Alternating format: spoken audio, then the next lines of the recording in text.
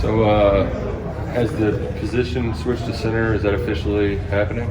Yeah, I started there first day for spring, and Yinzer's really big coming from Schlarman. Everyone's going to know how to play every position, so I'm starting out center for today, and then we're going to see where our best five lines up come fall. How's making that adjustment difficult for you, or does it seem pretty natural?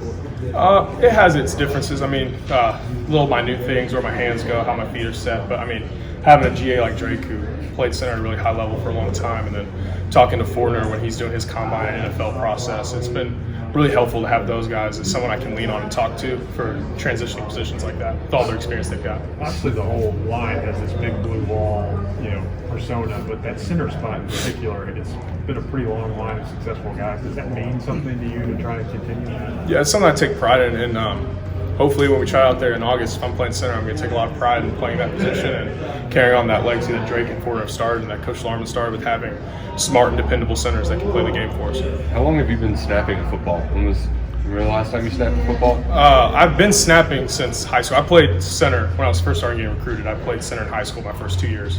So I did that freshman, sophomore year. So nothing too crazy of a change? No, not really.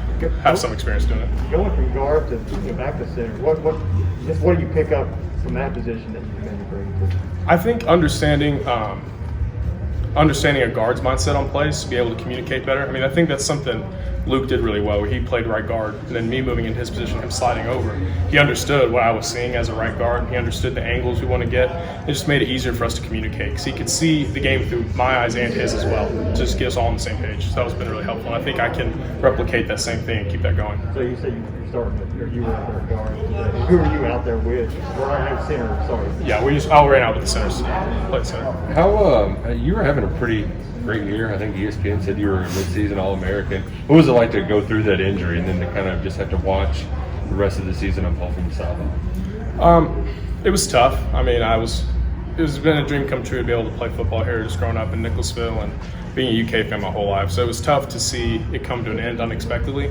But, I think it gave me some time to kind of sit back and just enjoy the process a little bit more. Because when you're game playing and everything, you kind of forget that like I'm playing football at the University of Kentucky. You're so worried about what blitz is coming next week. So it's kind of nice to just be able to take a step back. I was able to rest and heal and just be able to enjoy being around the guys. We've heard a lot about Coach Yinzer reminding people of Coach Schlarman. Can you feel that in the room a little bit already? Can you see those similarities? Yeah, and they work together at Troy, and they have that past that they've had together, and so I think that's just been really valuable. We can kind of some of the mannerisms and the coaching points are really similar, just having been together, and they coach the position very similarly. He said his one rule is I don't do laziness. Have you seen somebody do laziness, and what are the consequences of doing laziness? Thankfully, no. After one day of practice, we haven't seen any of that, and I hope we don't. That's just something that's the mentality this offensive line has. I mean, Schlarman started that no laziness, and so I think it's just something we don't have to think about anymore. It's just kind of second nature, the way we train, the way we play hard, is just something ingrained in all of us. We heard a lot last year about the wide zone, and then maybe you guys didn't run it as much as Liam intended. It feels like maybe this is the moment to make that change with the new faces on the line and Coach Yinzer knowing that. What's the key to making that part of the offense work? It's just wide zone is very different than our inside zone scheme we ran predominantly with Coach Grant, and so it's just a big difference in our mindset and the angles and the way we approach blocks, the way we're going to target different defensive fronts, the way we're going to ID things. And so it takes about a year or two to really, you have to major in it. You have to be really good at it if you want it to be a part of your offense. It's not just something you can sprinkle in. So we're really hoping to just kind of emphasize it further. And last year with Coach Cohen, he was really able to adapt to what we had. We had playmakers and a running back that was great at running north and south. That's all he did and was really good at it. I mean, the C-route specialty is hitting that hole and going.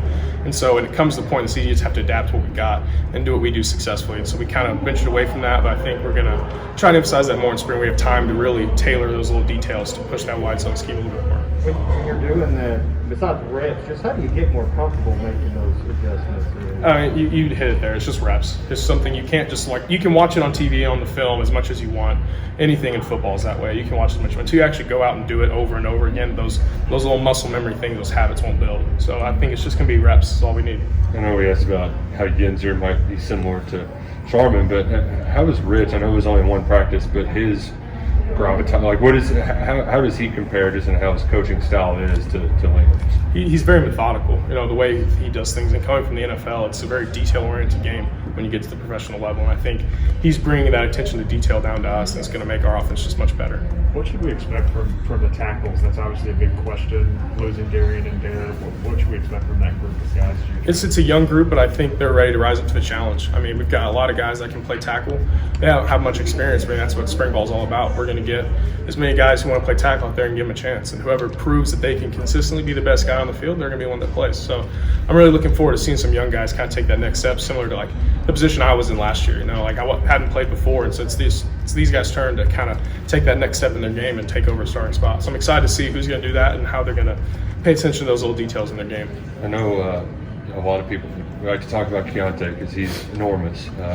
Usually kids aren't his size, but what do you have to, I don't know if tell them is the right word, but how does one get acclimated with SEC football after just coming straight in from high school? Yeah, it's hard, and Keontae is going to be a really good football player, and he's a really nice kid who's really eager to learn, and so we're excited to have him here. He's obviously a very talented guy in high school, and we're hoping that transition, we're trying to make that transition easy for him. It's hard for every freshman we've got, especially coming in mid-year. He was just in high school a few months ago, and all of his buddies are still in high school. And now he's got the grind of tutors, class, early workouts, and now spring practice. So we're just trying to ease all those young guys along. And he's a kid he's a sponge. He just loves to sit up in the film room all the time, just kind of learning the game as best he can. So he's going to turn out really well. I believe in him. He's a really good kid. And just once those things start to come to him, he'll be really good at football. Ask some of the other guys, what's the energy level like, you know, coming out of a 10-win season, another bowl win? And were you eager to get back out there today? Yeah, absolutely. Especially I was eager to get out. It's been a while since I've been able to take some snaps, and I think the guys are just really excited. I mean, we had a good year last year, but I mean, that's past. We have new offense, new coaches that we're ready to put a good step forward and just keep building what we were able to do. We're good.